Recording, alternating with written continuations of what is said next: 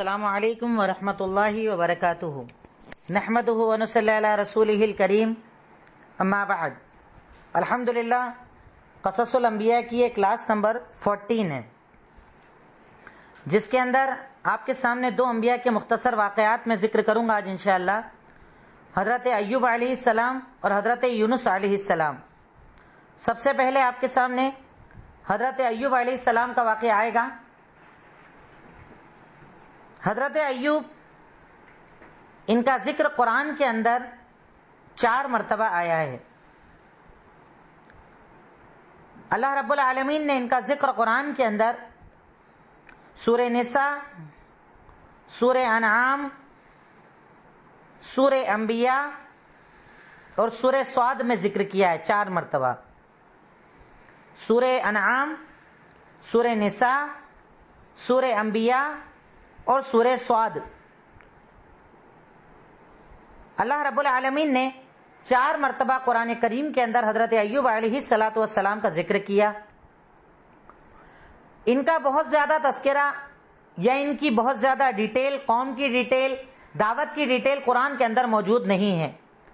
حضرت ایوب کا ذکر جو قرآن کے اندر کیا گیا ہے، یہاں پر آپ ایک کوشچن بھی بنا سکتے ہیں کہ حضرت ایوب کس چیز کے لیے مشہور تھے یا کس چیز کے لیے مشہور ہیں؟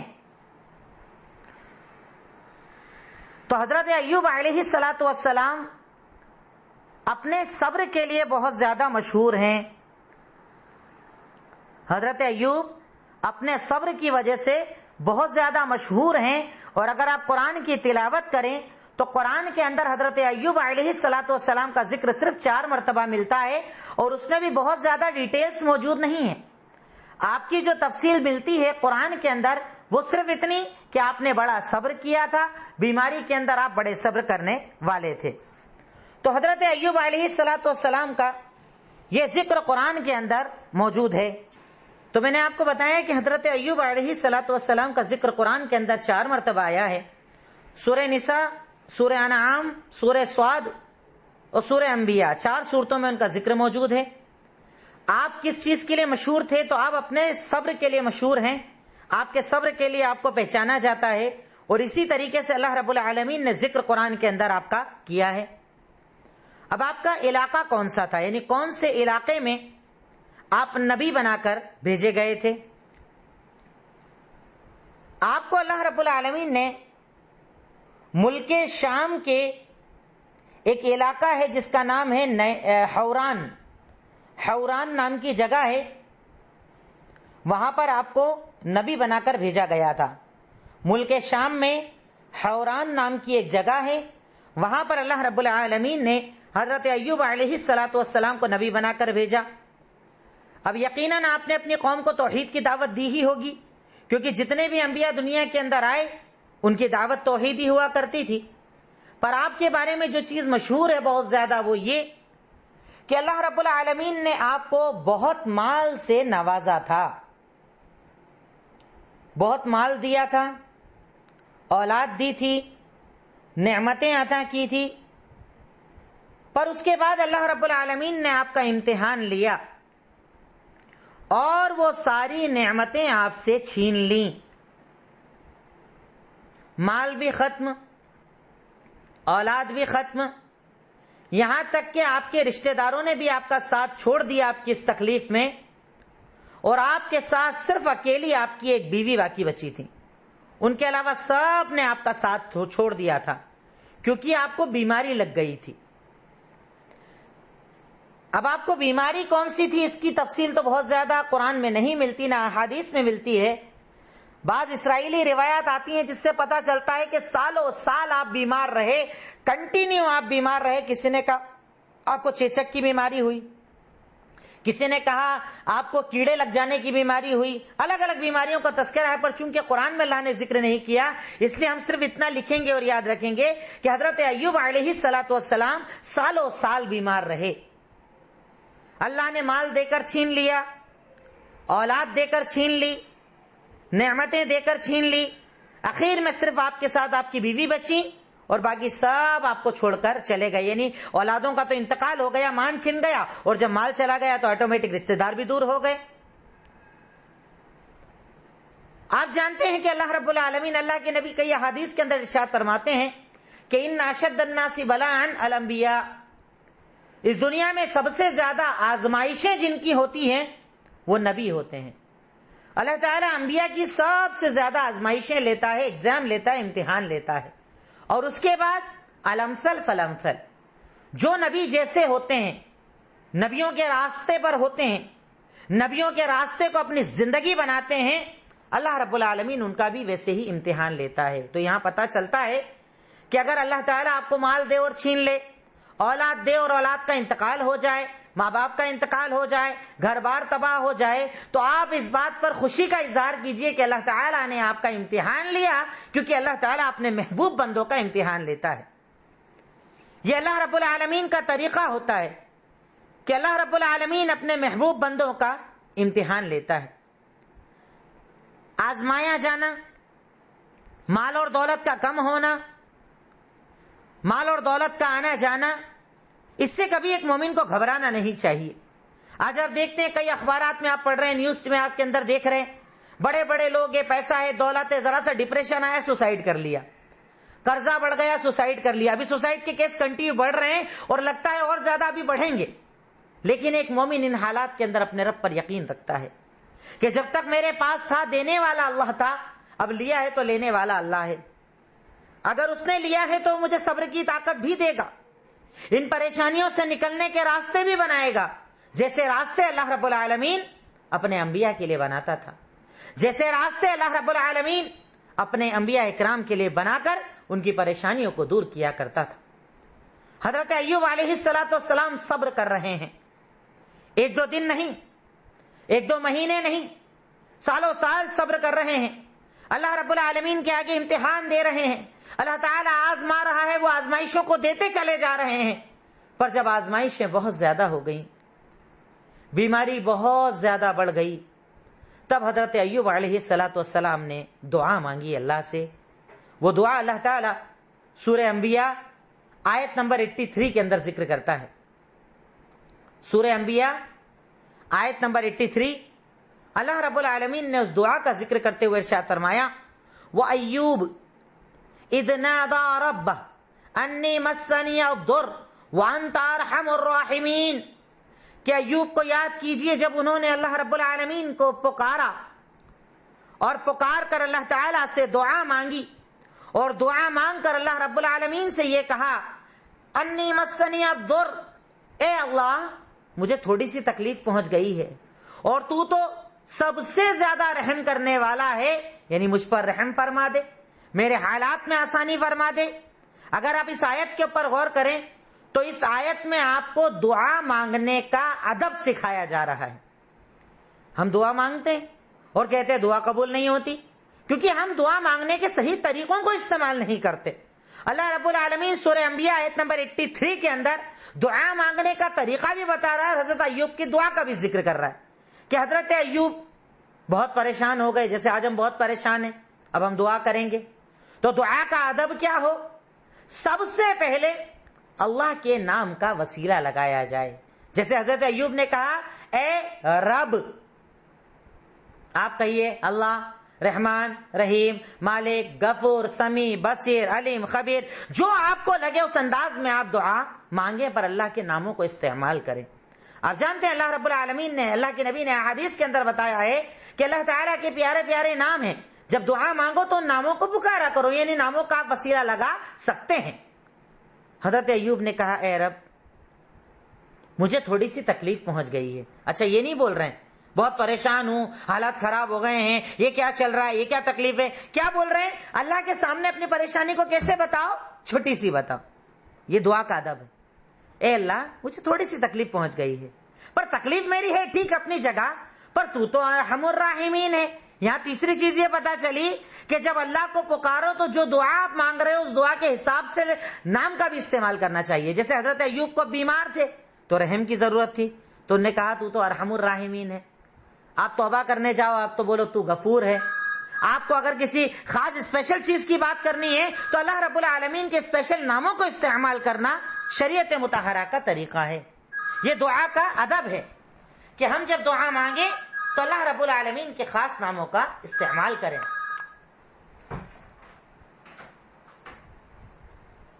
اب اس کے آگے حضرت ایوب علیہ السلام نے دعا مانگی اللہ رب العالمین سے، اللہ تعالیٰ کے آگے اپنی عاجزی کا اقرار کر لیا، تب اللہ رب العالمین نے ان کی اس تکلیف کو دور کرنے کے لیے انہیں حکم دیا۔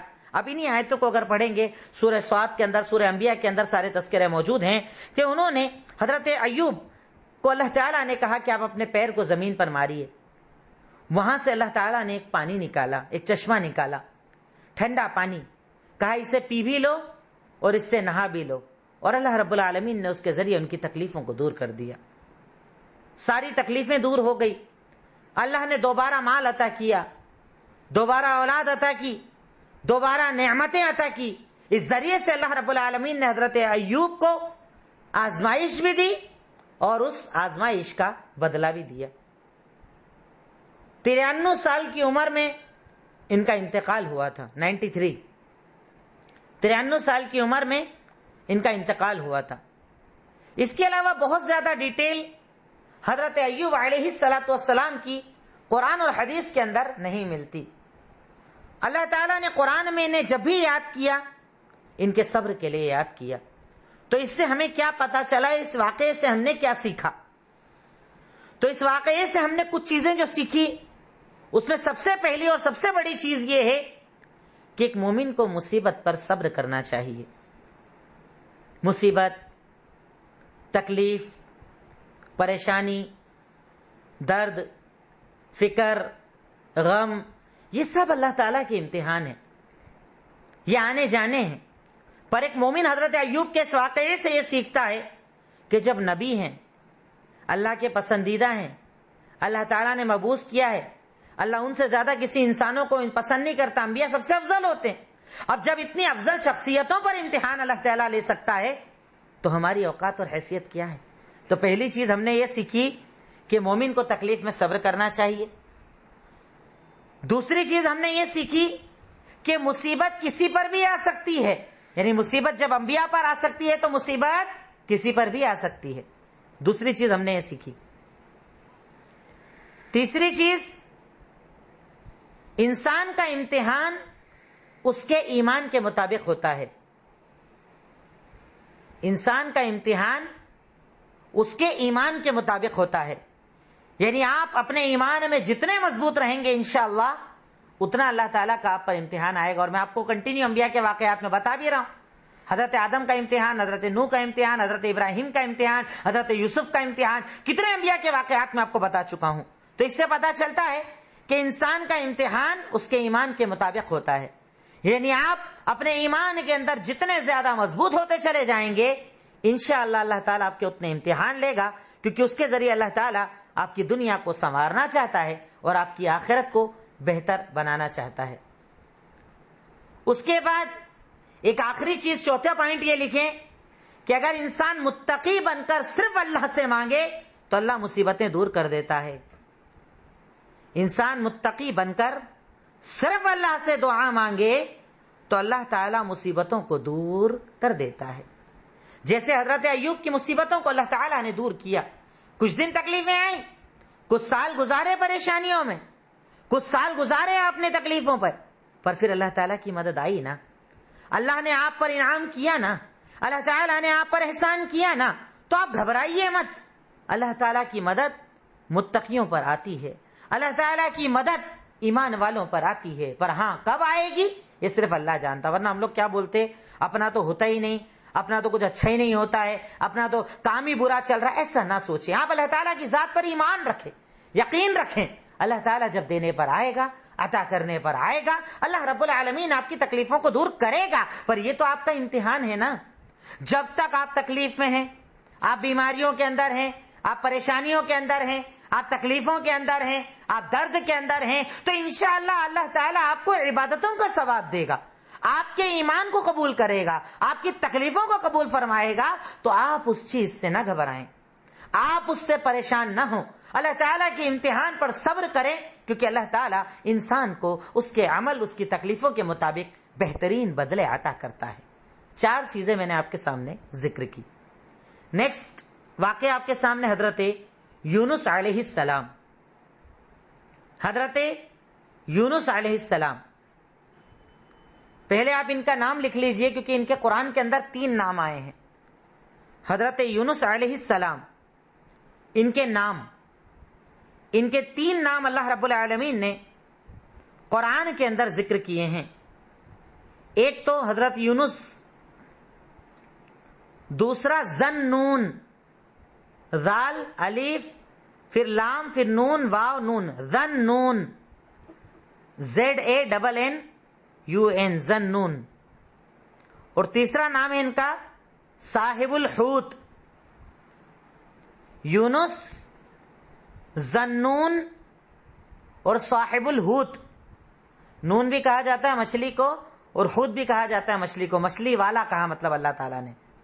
حوت ٹی آئے گا اینڈ میں، حود نہیں، ٹی ہے، تا ہے کیونکہ وہ حوت مچھلی کو کہا جاتا ہے۔ جی جزاک اللہ۔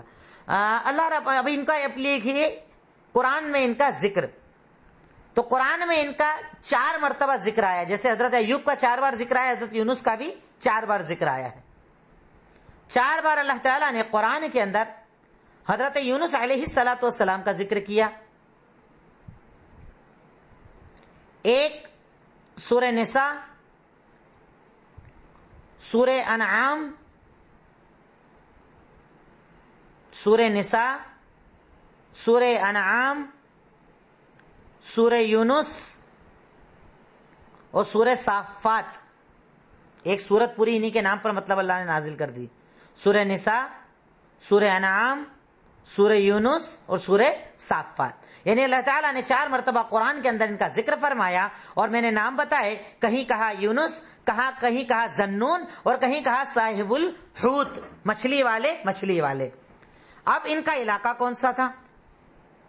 تو یہ بھی ملک شام کے نینوا نام کی ایک جگہ ہے، وہاں پر نبی بنا کر بھیجے گئے تھے۔ ملک شام میں نینوا نام کی ایک جگہ ہے، وہاں پر اللہ تعالیٰ نے آپ کو نبی بنا کر بھیجا تھا۔ اب اللہ تعالیٰ نے حضرت یونس علیہ السلام کو نبی بنا کر بھیجا، اور اللہ تعالیٰ نے قرآن میں ذکر کیا ہے تقریباً 1 لاکھ لوگوں کی طرف ان کو نبی بنا کر بھیجا گیا تھا، ایک بڑی جماعت، ایک بڑی امت کی طرف ان کو نبی بنا کر بھیجا تھا اللہ تعالیٰ نے۔ اب حضرت یونس کو اللہ تعالیٰ نے جب نبی بنا کر بھیجا تو ان کو کہا جائیے اور اپنی قوم کو توحید کی دعوت دیجیے، ایک اللہ کی طرف بلائیے، ایک اللہ کی طرف لائیے، توحید کی دعوت دیجیے کہ اللہ تعالیٰ ایک ہے، اس کے سوا کوئی عبادت کے لائق نہیں، وہ اکیلا ہے، وہ تنہا ہے۔ اب حضرت یونس اپنی قوم کو دعوت دیتے ہیں، سمجھاتے ہیں، دین کی طرف بلاتے ہیں، اللہ کا ذکر کرتے ہیں، اللہ تعالیٰ کے عذاب سے ڈراتے ہیں، پر قوم نے آپ کی بات ماننے سے انکار کر دیا، انہوں نے آپ کی باتوں کو تسلیم نہ کیا۔ اس بات پر حضرت یونس علیہ السلام کو غصہ آ جاتا ہے، اور غصے کے اندر وہ قوم کو چھوڑ کر چلے جاتے ہیں۔ اب آپ یہ چیز جانتے ہیں، میں آپ کو سیرت پوری پڑھا چکا ہوں، آپ کو دوسرے انبیاء کے واقعات اتنے سارے بتا چکا ہوں۔ انبیاء کرام کو اللہ تعالیٰ جب کسی قوم کے اندر نبی بنا کر بھیجتے تو اللہ تعالیٰ کی طرف سے یہ حکم ہوتا تھا کہ آپ کو قوم کے اندر جانا ہے، ڈرانا ہے، چاہے جو حالات ہو جائیں آپ قوم کو چھوڑ نہیں سکتے جب تک کہ اللہ آپ کو ہجرت کا حکم نہ دے دے۔ اب اللہ نے حکم نہیں دیا تھا، پر چونکہ حضرت یونس علیہ السلام کو ذرا غصہ آ جاتا ہے، مان ہی نہیں رہے یہ بات، تسلیم نہیں کر رہے ہیں یہ بات، تو حضرت یونس غصے کے اندر قوم کو چھوڑ کر چلے جاتے ہیں۔ اب یہ نکل جاتے ہیں قوم کو چھوڑ کر، ایک کشتی پر سوار ہو جاتے ہیں، سفر کرنا شروع کر دیتے ہیں۔ ادھر قوم والے جیسے ہی حضرت یونس علیہ السلام قوم کو چھوڑ کر گئے، قوم والے ڈر گئے، یہ کیا گڑبڑ کر دی ہم نے نبی کی بات کو نہیں مانا، ہمیں تو نبی کی بات کو ماننا چاہیے تھا، ہم نے غلطی کر دی۔ یہ قوم پیچھے سے توبہ کر لیتی ہیں اور اللہ ان کی توبہ کو قبول کر لیتا ہے۔ دیکھیے آپ سوچئے کہ حضرت یونس کو کہا تھا قوم کو ڈرائیے، وہ قوم والوں کو ڈراتے، سمجھاتے، وہاں رکتے، پر انہوں نے رکنے کی بجائے قوم کو غصے میں چھوڑ دیا۔ چھوڑ کر چلے گئے، کشتی میں سوار ہو گئے، سفر کرنا شروع کر دیا. اور ادھر کی طرف قوم، جب یونس چلے گئے انہیں ڈر لگا، عذاب کا خوف ہوا، انہوں نے توبہ کر لی کہ ہم سے غلطی ہو گئی، اللہ ہمیں معاف فرما دے. ہم یونس کی بات ماننے کے لیے ایگری اور تیار ہو گئے. اللہ تعالیٰ نے ان کی توبہ کو قبول فرما لیا، انہیں معاف فرما دیا. اب قوم کی تو معافی ہو گئی، پر حضرت یونس تو نکل چکے ہیں غصے کے اندر، قوم کو چھوڑ کر جا چکے ہیں غصے کے اندر. اب یہ کشتی کے اندر جب چلے، سمندر کے بیچ میں کشتی ہچکولے کھانے لگی، ہلنے لگی، ڈولنے لگی. لوگ کنفیوز ہو گئے کہ کیا کیا جائے، اگر ایسے ہی معاملہ چلا تو ہم سب ڈوب جائیں گے. تو کہا کیا کرو. اللہ تعالیٰ نے اس کا ذکر سورہ صافات آیت نمبر 138 کے اندر کیا ہے. 138 سورہ صافات. سمندر کے بیچ میں کشتی ڈولنے لگی. لوگوں نے کہا کیا کریں. کہا ایسا لگ رہا ہے اس میں وزن زیادہ ہو گیا ہے، کسی ایک کو سمندر میں پھینک دو تو سب بچ جائیں گے. کہا ٹھیک ہے، کیا کیا جائے. کہا قرآن دازی کر لو، سب کے نام چٹھیوں پر لکھو، چٹھی اٹھاؤ، جس کا نام آئے گا اسے سمندر میں پھینک دیا جائے گا. اب اللہ کی طرف سے کچھ منظور تھا، اللہ کی طرف سے فیصلہ تھا. کام کیا گیا، قرآن دازی کی گئی.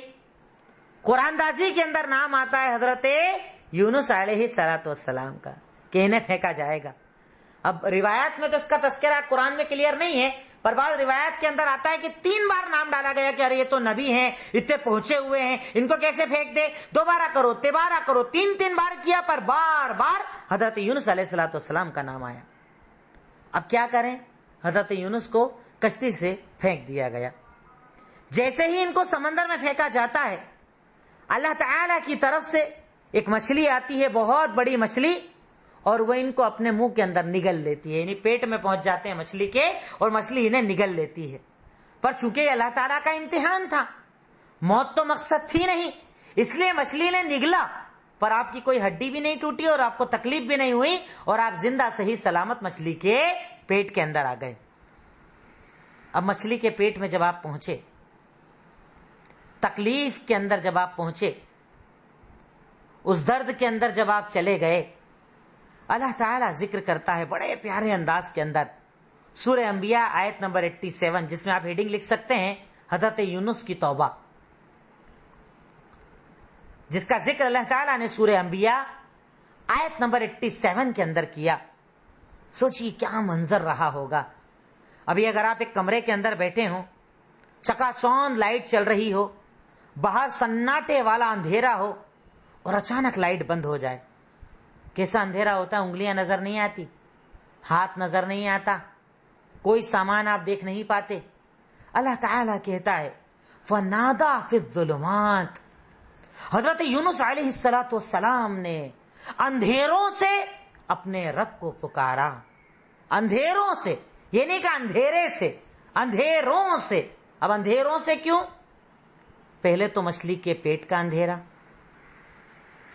پھر سمندر کا اندھیرا، اور پھر رات کا اندھیرا. 3 اندھیرے. مچھلی کے پیٹ کا اندھیرا، سمندر کے اندر کا اندھیرا جو ہوتا ہے سمندر کا اندر کا حصہ، اور اس کے بعد رات کی تاریکی، رات کا اندھیرا.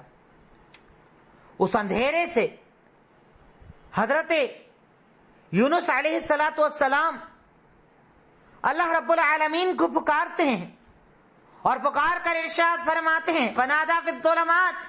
وہ اندھیروں سے پکار کر اللہ تعالیٰ کو کہتے ہیں لا الہ الا انت سبحانک انی کنت من الظالمین.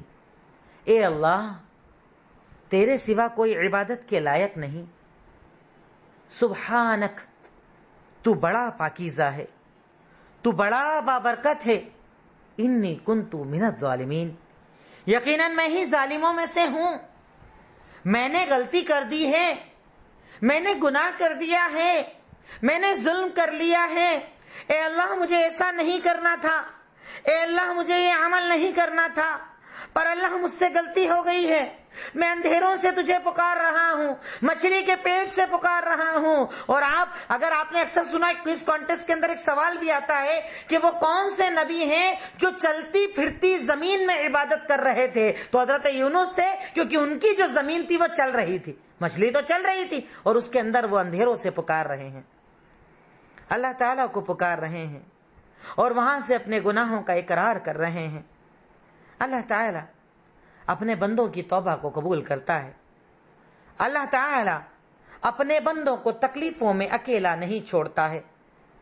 کبھی آئی ہوگی آپ پر بھی ایسی تکلیف کہ آپ کو چاروں طرف اندھیرا نظر آیا ہوگا، کوئی دوست نظر نہ آیا ہوگا، کوئی ساتھ نظر نہ آیا ہوگا، اکیلے ہو گئے ہوں گے آپ، سارے غم آپ کے ساتھ، ساری ٹینشن آپ کے ساتھ، ساری فکر آپ کے ساتھ، کہیں قرضہ بڑھ گیا تو نکلنے کا راستہ نہیں ہے، چلتا کاروبار رک گیا ہے، بنے ہوئے رشتے ٹوٹ گئے ہیں، کہیں طلاق ہو گیا ہے، کہیں شوہر کا انتقال ہو گیا ہے، کہیں آپسی رنجشیں اور دوریاں ہو گئی ہیں، کہیں اولاد نافرمان ہو گئی ہے، کہیں کچھ، اب میں اندھیروں میں ہوں، کوئی سہارا نہیں ہے، کوئی مدد کرنے والا نہیں ہے، بیماری میں دنیا نے منہ موڑ لیا ہے، تعلقات نے اکیلا چھوڑ دیا ہے۔ اس اندھیروں کے اندر حضرت یونس کو یاد کیجیے کہ جب وہ اندھیروں میں تھے، وہ تنہائی میں تھے، وہ اکیلے میں تھے، انہیں یہ پتا تھا کہ کوئی ساتھ دے نہ دے، میرا اللہ میرا ساتھ دے گا، میرا رب میرا ساتھ دے گا، میں کہیں سے بھی پکاروں وہ سن لے گا، میں کیسے بھی پکاروں وہ مدد کر دے گا، وہ رحیم ہے، وہ غفور ہے، وہ غفار ہے، وہ عطا کرنے والا ہے۔ اپنے آپ کو ایک مرتبہ حضرت یونس کی جگہ مچھلی کے پیٹ میں محسوس کیجئے، اندھیرا، گندگی، بدبو، سمندر کی تاریکی، رات کا اندھیرا، اور وہاں سے حضرت یونس پکار رہے ہیں۔ اللہ تعالیٰ کہتا ہے کہ جب میرے بندے نے مجھے پکارا، اندھیرے میں پکارا، اپنے گناہوں کا اقرار کر لیا، توبہ اور استغفار کر لی، تو اللہ رب العالمین نے انہیں معاف کر دیا اور مچھلی کو یہ حکم دیا کہ جاؤ، اوپر کی طرف جاؤ اور سمندر کے قریب کسی چٹیل میدان پر جا کر انہیں چھوڑ دو۔ اور اللہ تعالیٰ کے حکم سے وہ عمل ہوا جس کا ذکر اللہ تعالیٰ میں آپ کو بتا چکا ہوں، سورہ یونس میں، سورہ صافات میں اللہ نے ذکر بھی کیا کہ سمندر میں مچھلی نے ان کو منہ میں لے لیا، اندر آئے، توبہ استغفار کی، اللہ تعالیٰ کے حکم سے، اللہ تعالیٰ کے حکم سے مچھلی نے دوبارہ چھوڑ دیتی ہے، اور اللہ تعالیٰ جہاں انہیں چھڑواتا ہے وہاں پر ایک بیل بھی لگا دیتا ہے، ایک جھاڑ بھی لگا دیتا ہے تاکہ ان کے کھانے پینے کا انتظام ہو جائے، اور اللہ تعالیٰ دوبارہ انہیں طاقت عطا کر دیتا ہے، دوبارہ انہیں زندگی عطا کر دیتا ہے، دوبارہ ان کی تکلیفوں کو دور کر کے ان کی توبہ کی بنیاد پر اللہ تعالیٰ ایک بہترین زندگی انہیں عطا کر دیتا ہے۔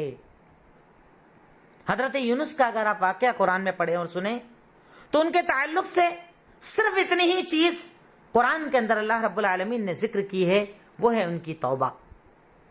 جب انہوں نے توبہ سچے دل سے کر لی، اللہ تعالیٰ نے گناہوں کو معاف کر دیا، اور اللہ رب العالمین نے ان کے لیے دنیا کے اندر آسانیوں کا فیصلہ فرما دیا، دنیا میں بھیج دیا، ان کے اوپر ایک بیل چلا دی اور ان کے کھانے پینے کا انتظام کروا دیا۔